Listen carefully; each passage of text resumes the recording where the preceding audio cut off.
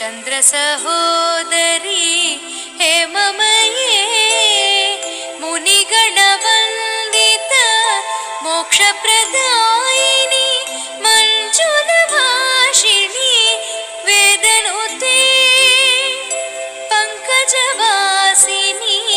देवसुपूजित सद्गुणवर्षिणि शान्तियुते जय जय हे मधुसूदन कामिनि आदिलक्ष्मि सदा पालय माम्। ऐ कलिकल्मष नाशरि कामिनि वैदिकरूपिणि वेदमये क्षीरसमुद्भव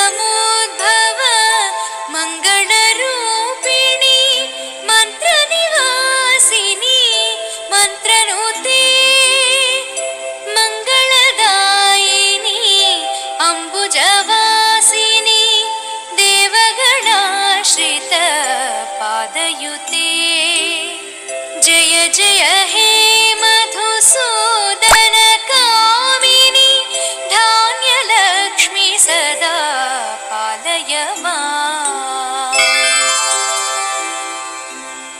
जय वरवर्षिणि वैष्णवी भार्गवी मन्त्रस्वरूपिणि मन्त्रमये सुरगणपूजित शीघ्रफलप्रद ज्ञानविकासिनि शास्त्रनुते